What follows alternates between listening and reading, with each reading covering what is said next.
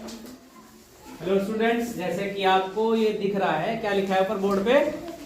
प्रतिबिंब मतलब इमेज। क्या लिखा है? इमेज। जैसे कि तुम लोग सुबह उठते हो, स्कूल जाने के लिए तैयार होते हो नहीं होते हो? स्कूल जाने से पहले हम लोग क्या करते हैं? शीशा कंघा करने में शीशा लेते हैं और कंघा करते हैं, उसमें अपने आप को देखते हैं, सही लग रहे हैं कि नहीं लग रहे हैं, सुंदर लग रहे हैं कि नहीं लग रहे हैं? और सुंदर नहीं लग रहे हैं तो क्यों नहीं लग रहे हैं? कैसी मांग का है? इधर की मांग उधर दिखती है, उधर की मांग इधर दिखती है शीशे में। इमेज, इसको क्या कहते हैं? प्रतिबिंब कहते हैं हिंदी में, और इंग्लिश में क्या कहेंगे? इमेज कहेंगे। तो हम आज इमेज देखेंगे कि अगर हम जैसे कि नदी के किनारे खड़े हों, जैसे कहानी तुमने पढ़ी होगी शेर वाली, शेर और खरगोश वाली, जिसमें खरगोश शेर से कहता है कि देखो एक और शेर आ गया है जंगल में। क्या है? और वो कहता है अरे कौन शेर आ गया जंगल में? वो कहता है उस कुएं में रहता है वो। तो शेर क्या करता है? वो कहाँ चला जाता है? वो शेर कहाँ चला जाता है? कुएं के पास। और कुएं में झांक कर देखता है तो उसे क्या दिखता है? अपनी परछाई, प्रतिबिंब दिखता है, और वो उसे क्या समझ लेता है? दूसरा शेर समझ लेता है, और वो उसी में छलांग लगा देता है। तो एक तो प्रतिबिंब हम लोग किसमें देखते हैं? शीशे में। और दूसरा प्रतिबिंब किसमें देखते हैं? पानी में। तो ऐसे ही प्रतिबिंब देखने का कुछ एग्जाम्स में, परीक्षाओं में सवाल आते हैं।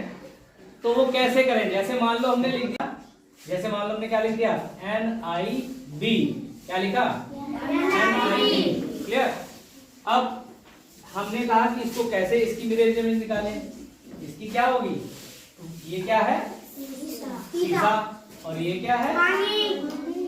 वाटर। ओके, इसमें हमें वाटर में इमेज फाइंड आउट करनी है, या हमें मिरर में इमेज फाइंड आउट करनी है? किसमें? ये मिरर हो गया और ये वाटर हो गया।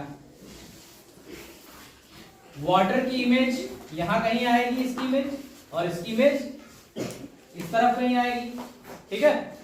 तो अब क्या करें? इसका बहुत ही इजी तरीका है, बहुत ही आसान तरीका क्या है कि हमने एक पीस ऑफ पेपर ले लेना है। जब एग्जाम्स कंडक्ट होते तो वहां पेपर दिया जाता है। ठीक है? अगर ऑनलाइन भी होता है तब भी आपको एक पेपर दिया जाएगा, उस पर कैलकुलेशन वगैरह करने के लिए। और ऑफलाइन भी होता है जिसमें आपको पूरी बुकलेट दी जाती है, तो वहां भी बुकलेट में पेपर होते हैं, उसमें थोड़ा सा पेपर आप ले ले और उसमें यही जो लिखा है वर्ड उसी को एज इट इज लिख दें। जैसे NIB मैंने लिखा है तो ऐसे NI और B ऐसे लिख दिया है। क्लियर? दिख रहा है?